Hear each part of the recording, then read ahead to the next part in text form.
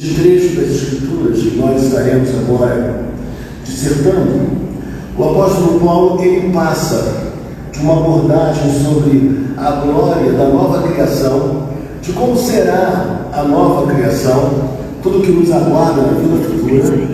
E agora o apóstolo Paulo ele se volta para um tema diferente. Ele vai falar a respeito da fraqueza de cada um de nós, dos seus vasos, dos vasos de barro, como o texto nos afirma, nos mostra logo no seu início. Então Paulo ele migra de uma abordagem em que ele acentua, ele trabalha a ideia da nova criação, que há para mim e para você uma esperança, uma vida futura muito rica, muito bela, uma vida muito especial. Mas Paulo vai tratar de algo que envolve o tempo, que envolve aquilo que nós estamos vivendo hoje, passando hoje. E o texto vai nos mostrar justamente isso.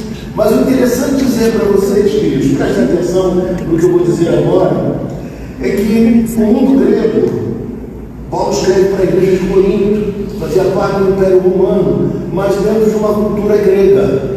E o que acontece aqui? O grego, ele sempre pensava da seguinte forma, que o ideal de vida era sermos fortes, sermos pessoas que por nada se sentiriam fragilizadas, que os problemas não mexessem conosco. Então, o grego, principalmente um grupo conhecido como os estoicos, eles achavam que o grande ideal de vida era chamada apatheia. O que é apatheia? Pode estar caindo tudo debaixo da sua cabeça, os maiores problemas, as maiores dificuldades, a crise vindo, a enfermidade chegando, e ainda assim você está em pé, firme, ereto, sem se abalar com nada que possa estar acontecendo contigo. Essa é a ideia que eles nutriam, eles desenvolviam. Eles achavam que esse era o grande ideal da vida do ser humano. E eles, de fato, aplaudiam, elogiavam aqueles que viviam dessa forma. Mas o apóstolo Paulo, ele sabendo disso, ele vai falar uma outra coisa. Paulo vai falar sobre fraqueza, que era algo detestável na imaginação e no pensamento grego. Paulo vai falar que nós somos frágeis, que nós somos vasos de barro. Paulo vai dizer que o poder que nós temos, a força que existe em nós, não é propriamente nossa. É algo que nos foi comunicado por Deus. É Deus quem nos fortalece. É Deus que nos prepara para a batalha. É Deus que faz com que a gente enfrente as vicissitudes da vida, os problemas existentes, com coragem. Quem faz isso é Deus. É Deus que opera em nós. Então, veja que a visão do mundo grego é completamente diferente da visão cristã. Sabemos que o Evangelho, em alguns lugares, ele ainda hoje é influenciado pela cultura grega e pelo pensamento grego.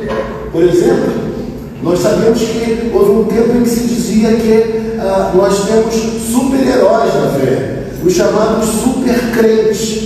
Até o grande autor apologeta Paulo Romeiro, ele escreveu o livro Super Crentes. E muita gente achava isso, que o crente tem que ser alguém muito forte, poderoso e que não se abala nunca. Mas essa não é a verdade bíblica e não é isso que o apóstolo Paulo percebe, justamente falando a respeito da igreja de Corinto. Corinto tinha algo, a matéria-prima mais necessária para se fazer vasos. Que matéria-prima era essa? Era o barro. E o barro, obviamente, tendo muito barro naquela localidade, o barro, quando quebrava, ele não era consertado, ele não era refeito, nem coisa que valha, porque havia muito barro naquele lugar. Barro era algo fácil, e eles construíam esses recipientes, esses vasos dessa forma.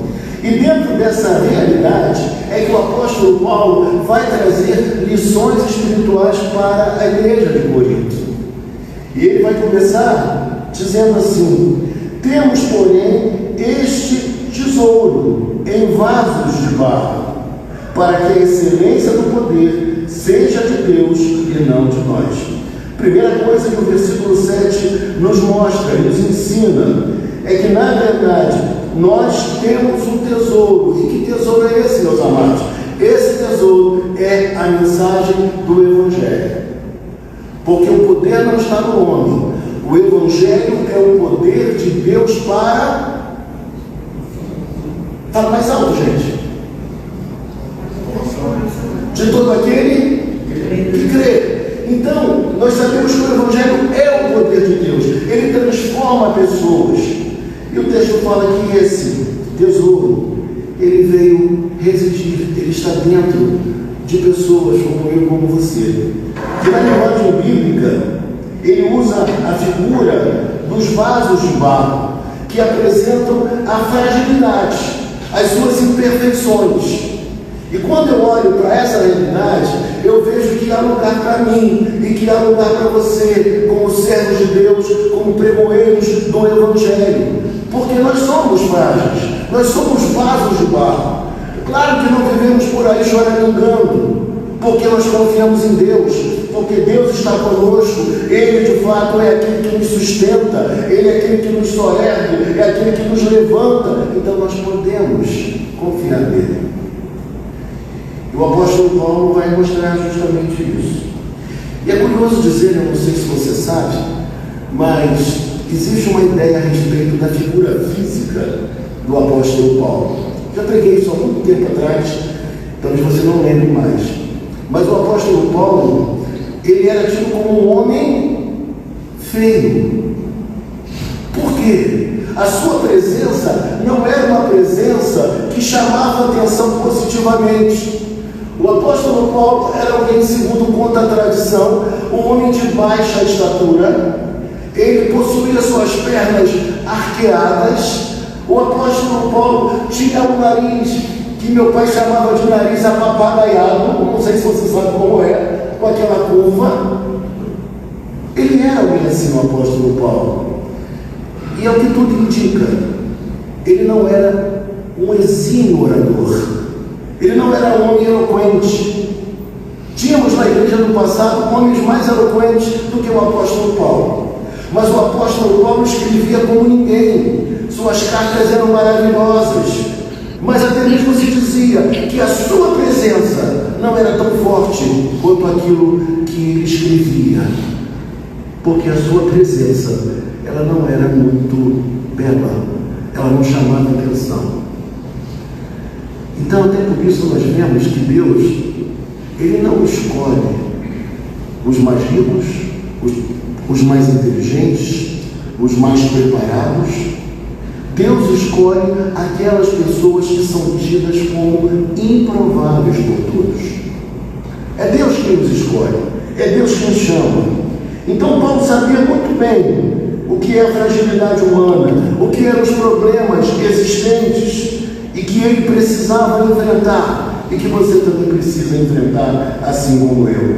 Ele vai dizer então, meus irmãos, que, na verdade, nós temos dentro de nós um tesouro maravilhoso, mas nós somos vasos de barro, nós somos frágeis. O que é importante, o que tem supremo valor, é aquilo que veio morar em nós, aquilo que nós somos detentores, que é a mensagem do Evangelho de Jesus Cristo. Mas por que, perguntaria eu, por que Deus quis que as coisas fossem assim, meus irmãos? O versículo de número 7 nos explica. Versículo 7, parte B. Para que a excelência do poder seja de Deus e não de nós. Paulo está falando aqui sobre um problema existente naquela época e que também existe hoje. Que problema é esse? O culto à personalidade. O culto à personalidade. Paulo está dizendo assim, olha, não é ninguém famoso não, não é ninguém poderoso não. O poder aqui é o poder de Deus. E é o poder de Deus que usa pessoas improváveis, vasos de barro, para anunciar a sua mensagem de salvação. É isso que ele está dizendo para nós. Ele está dizendo para nós que Deus quis que o seu nome fosse exaltado, Que a glória não fosse minha, nem fosse sua, mas que a glória fosse somente dele. E aí eu não posso deixar de lembrar da frase de Juan Carlos Ortiz, quando ele disse assim: se é grande, não é servo, e se é servo, não é grande. Se é grande, não é servo, e se é servo, não é grande. Todo servo é pequenino. Mas o problema é que, tanto naquela época como nos dias de hoje, o que tem acontecido é que homens têm se exaltado, se elevado, se colocado como pessoas mais importantes do que propriamente a mensagem que eles deveriam transmitir.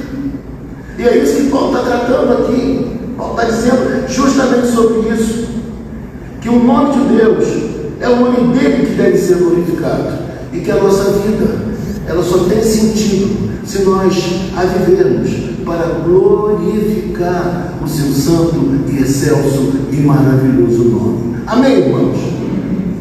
Então veja que o pensamento grego é completamente diferente do pensamento cristão.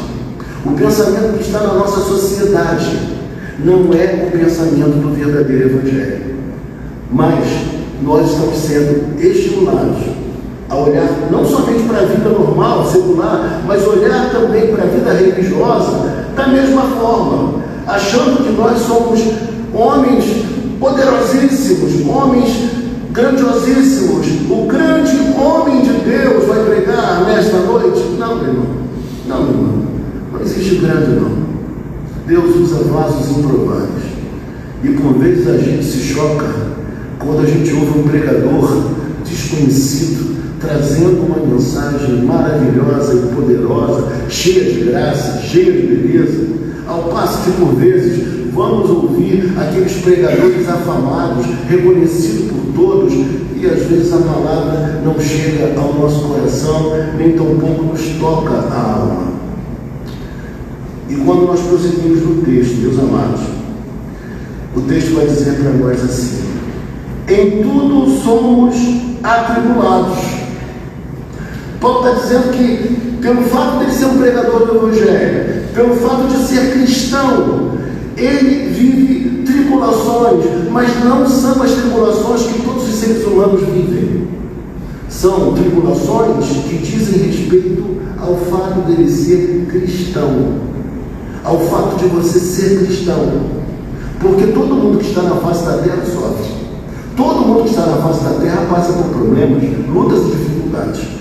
Mas ele está falando de um sofrimento que é próprio daquele que prega o Evangelho, daquele que nasceu de novo, daquele que é nova criatura.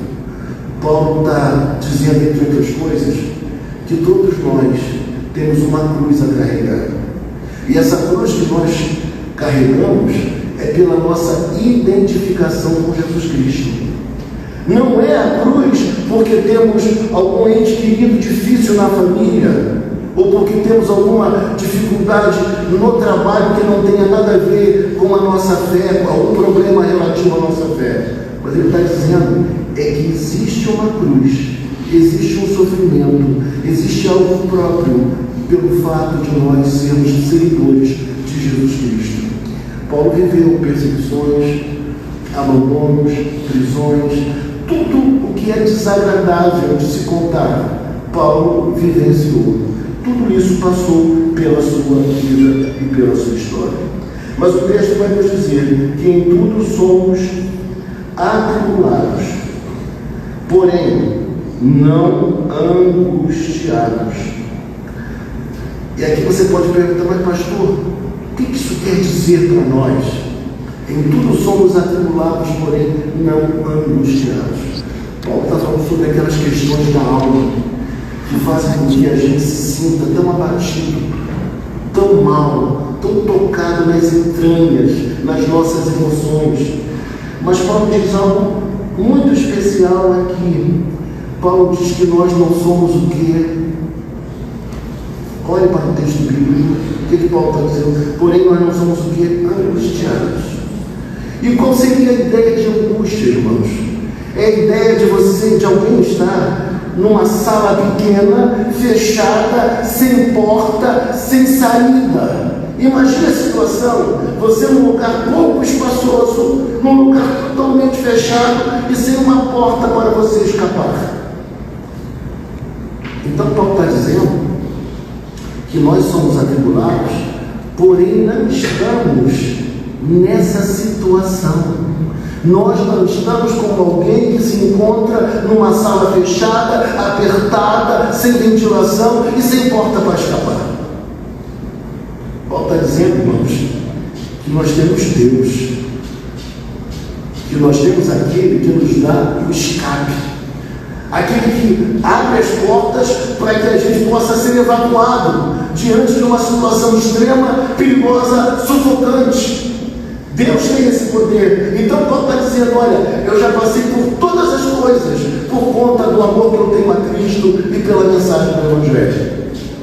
Mas em todos os momentos, por mais difíceis que eles tenham sido, por maiores agruras, dificuldades, dores, problemas que eu tenha vivido, sempre Deus trouxe uma porta de escape. Sempre Deus faz isso. Nós sabemos até que em dados momentos Paulo não sabia o que Deus iria fazer.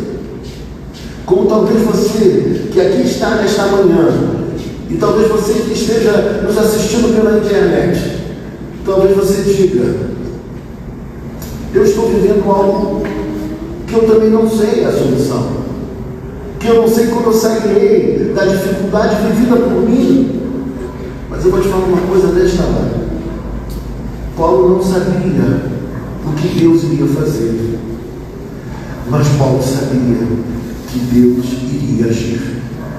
Paulo não sabia qual seria a solução para o seu problema, para a sua angústia, para a sua dor, mas Paulo sabia que Deus traria a solução, o livramento e a resposta.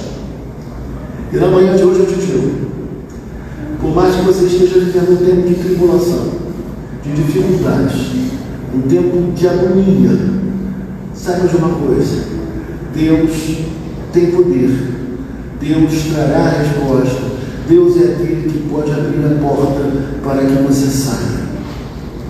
Confie nele e se volte para ele, porque ele tem a solução. Depois o apóstolo Paulo vai dizer algo mais. Ele vai dizer: perplexos, porém não desanimados. Perplexos, porém não desanimados. O que Paulo está dizendo aqui para a gente, irmãos? Paulo está dizendo, perplexo traz a ideia de alguém que tem um credor batendo a sua porta, te cobrando a todo tempo. Você tem um compromisso impagável. Quando você vê que a sua empresa, a sua vida, a sua casa, tudo está falindo, tudo está decaindo. Então é como se fosse um credor, alguém cobrando incessantemente uma dívida. E você sem recursos para resolver aquele problema. Imagine a agonia, a aflição, a ideia de perplexo, é essa ideia de alguém que está falindo. Imagine um empresário que colocou todas as suas economias no negócio e ele começa a perceber que vai quebrar, que vai fechar, que ele não vai aguentar com as portas abertas. Imagina alguém que tensionou fazer algo, que construiu uma família e percebe que dia após dia as coisas estão indo de mal a pior. Mas ele fala que é algo muito importante e esperançoso para mim e para você também. Perplexos, porém não desanimados. Paulo está dizendo que, mesmo diante de uma situação de desesperança, ele não se encontrava assim. A sua energia, o poder de Deus nele, continuava a trazer esperança que aquele quadro iria ser alterado, que aquele quadro seria radicalmente mudado e transformado. Era essa a crença do apóstolo Paulo. Mesmo vivendo um momento que ninguém gostaria de viver, a esperança em Deus não fora perdida. Ele continuava a acreditar que Deus é Senhor. E é isso que fazia com que Paulo pregasse o Evangelho, acreditasse nessa mensagem, apesar de tudo que ele vivia. E não eram coisas fáceis. Como alimentar a alma para prosseguir? Isso só se dava porque Deus era com ele. Vasos frágeis, pessoas insignificantes, mas que contaram acima de tudo com o poder de Deus, com a bênção de Deus. E assim era a vida do apóstolo Paulo. E assim deve ser também, meu irmão, a minha vida e a sua vida. Eu queria reproduzir aqui o pensamento de um homem chamado John Wesley. Ele disse o seguinte: alguma coisa muito errada quando o vaso rouba o tesouro de sua glória, quando o mostruário chama mais atenção do que a joia que exibe, quando a pintura recebe a atenção secundária e a moldura a atenção principal, quando os talheres de uma mesa ganham mais destaque do que a refeição, alguma coisa mortal no culto cristão, quando a excelência do poder é nossa e não de Deus. Não é estranho isso? O que é mais valioso? É o perfume que a gente usa? Ou o frasco? O recipiente? É o perfume? E aqui eu tenho que contar uma história para vocês, até para suavizar um pouco o que eu estou dizendo. Eu usava um perfume que eu já achava muito caro. E dizem que o perfume não se dá de presente, né? Dizem isso, que não se dá perfume de presente. Mas, no final de um ano, próximo ao meu aniversário, em outubro, uma irmã veio com um presente para mim. Que presente era aquele? Um perfume. Eu falei: meu Deus, eu estou gostando tanto do perfume que eu uso. Será que eu vou gostar desse, meu pai? E se não for bom, como é que eu vou fazer? Irmão, eu levei para casa o presente. Quando eu abri o frasco, quando eu senti a fragrância, quando eu coloquei na pele, irmãos, eu gostei muito mais do perfume que ela me deu do que o perfume que eu havia comprado e já usava há muito tempo. Só que com um problema: o perfume que eu usava eu já achava caro, mas o que ela me presenteou era mais caro ainda. E agora, como não usar, como não comprar quando aquele acabasse, o mesmo perfume e a mesma fragrância? Mas por que eu conto isso para vocês? Para que vocês percebam que o frasco deveria ter o mesmo preço do frasco do perfume que eu usava, o mesmo custo. Mas por algum motivo, o que havia dentro, talvez o fixador, talvez a fragrância, tivesse um valor mais acentuado, o que fazia com que aquele perfume fosse mais caro do que o perfume que eu usava.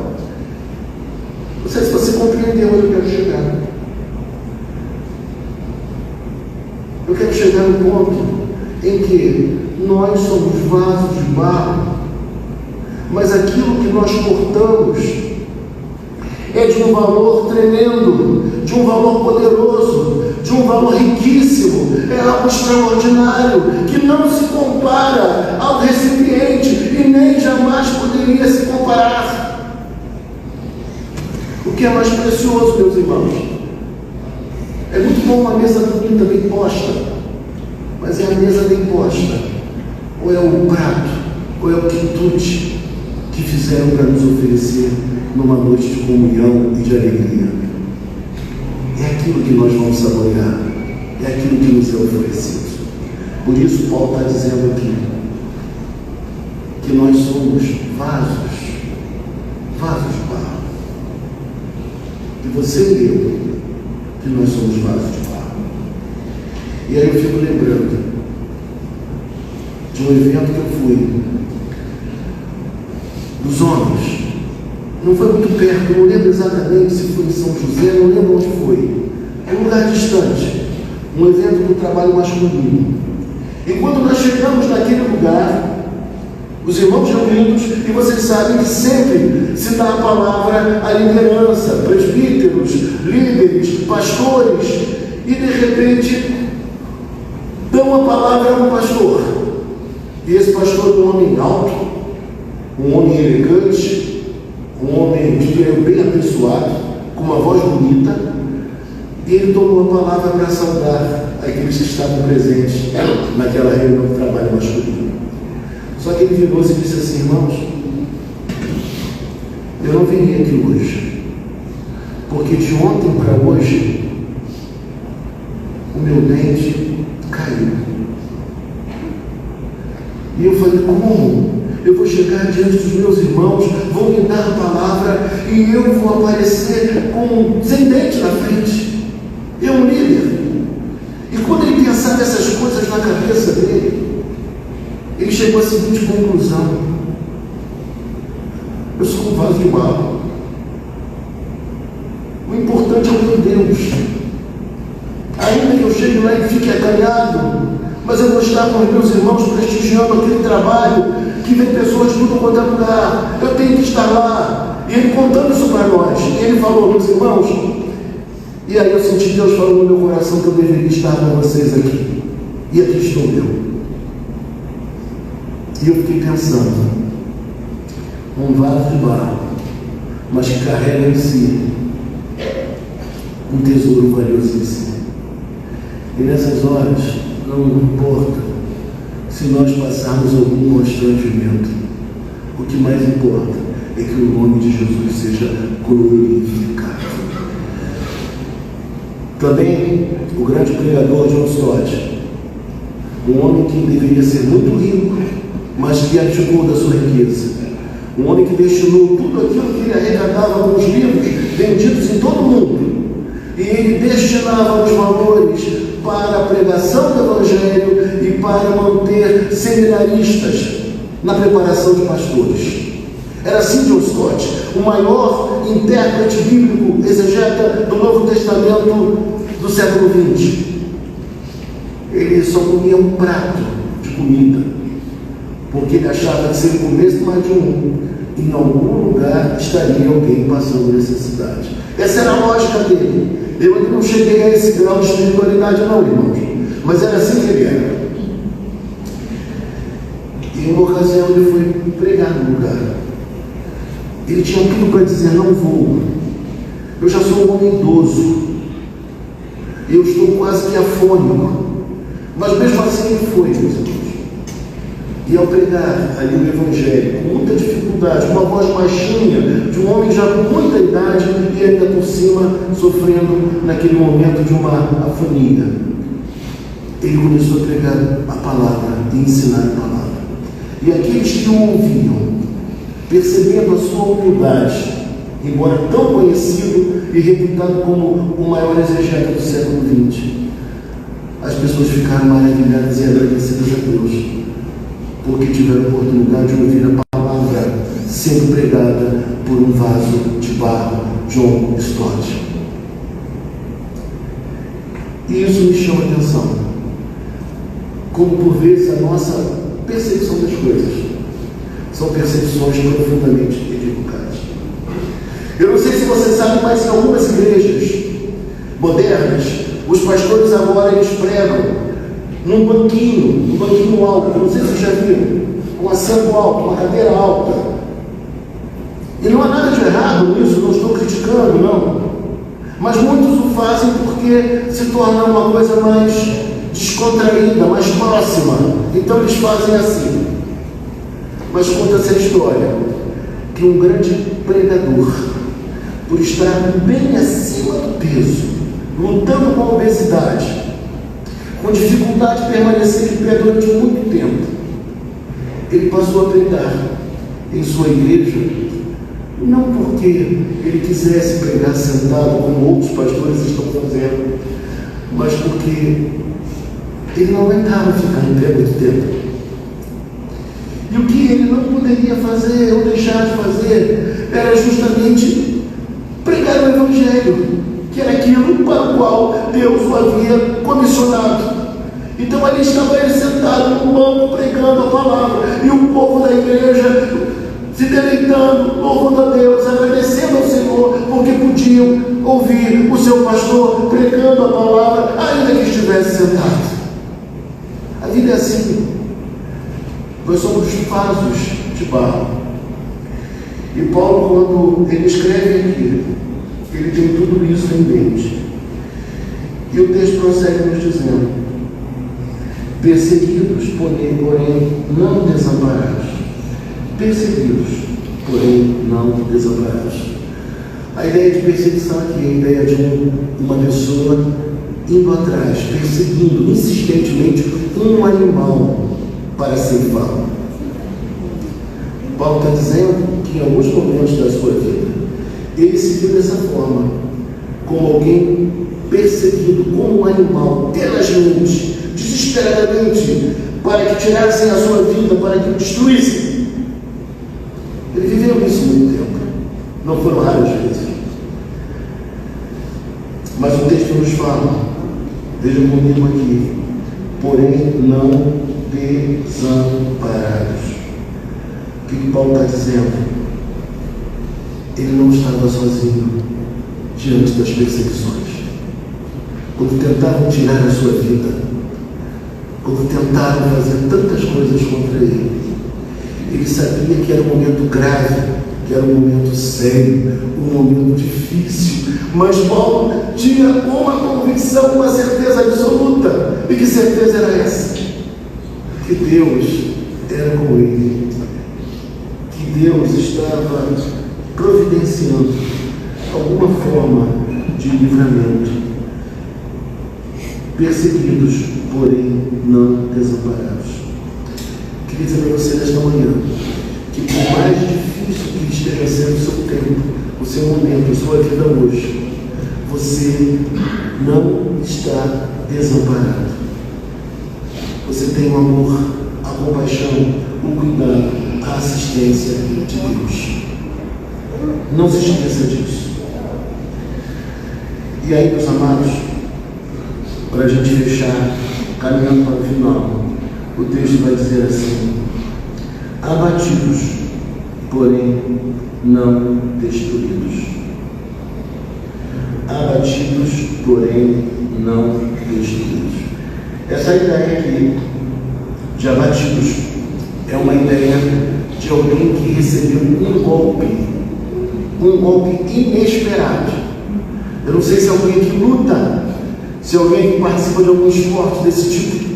Você já viu quando, de repente, na luta, no judô, enfim, alguém pega o seu oponente, seu adversário, sem que ele esperasse, de surpresa, num gesto rápido, e o leva ao chão de maneira abrupta, de maneira rápida. Você já viu essas cenas pelo menos na televisão, já? Aquele golpe rápido, certeiro, que lança o outro de maneira violenta ao chão, e o outro cai.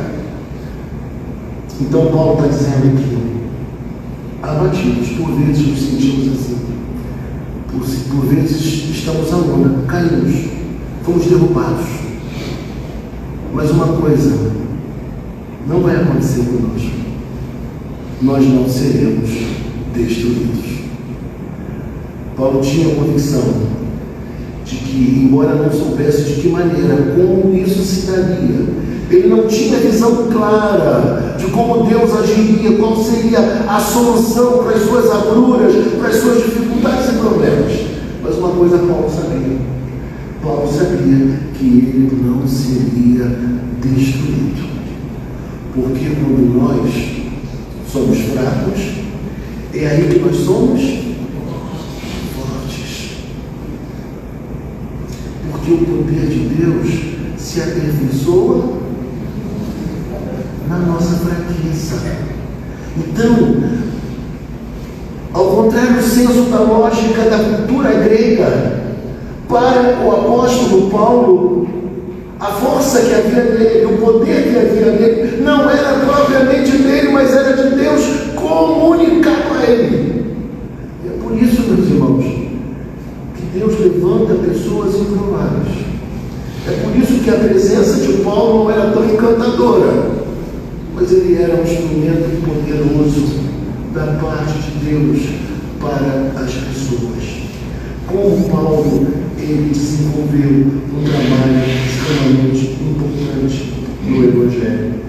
E para a gente finalizar, o texto diz assim: levando sempre no corpo o morrer de Jesus, para que também a sua vida se manifeste em nosso corpo.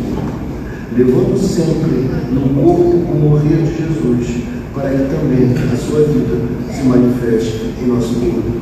Paulo tinha a ideia é muito clara, que o seu sofrimento, ele redundaria em coisas positivas. Que tudo aquilo que ele enfrentava, que ele lutava, que ele empreendia, que ele sofria, tudo isso iria redundar para a glória do nome de Deus, que era o seu maior propósito na vida. Ele queria viver para a glória de Deus. Ele não era um homem autocentrado, ele não se preocupava consigo mesmo, mas ele queria ver Deus sendo glorificado. E por conta disso, ele conecta os seus sofrimentos ao sofrimento de Cristo. Ele consegue ver que assim como Cristo sofreu, o cristão também vai sofrer. E o cristão não deve fugir da cruz, como também Jesus não fugiu da cruz. Jesus voluntariamente se entregou. Eu e você também, amados. Nós precisamos nos entregar completamente a Deus. O nosso destino, a gerência da nossa vida, os nossos sonhos, os nossos planos, as nossas dores, as nossas dificuldades, mas sempre mantendo a confiança, a coragem de que Deus não nos desampara, que Ele não nos deixa frustrados, que nós não seremos derrotados, nem tampouco destruídos. E eu quero nesta hora orar por você. Eu quero pedir a Deus pela sua vida. Você está aqui nesta manhã e que está vendo que você é um vaso de barro. Vai nas mãos do oleiro. É um vaso de barro na mão do Senhor Deus. Que você é portador de uma fragrância, de um perfume riquíssimo. O vaso é simples, mas o vaso foi escolhido como portador de algo maravilhoso. E isso talvez confunda a cabeça de muita gente. Como esses homens e mulheres, pessoas tão simples,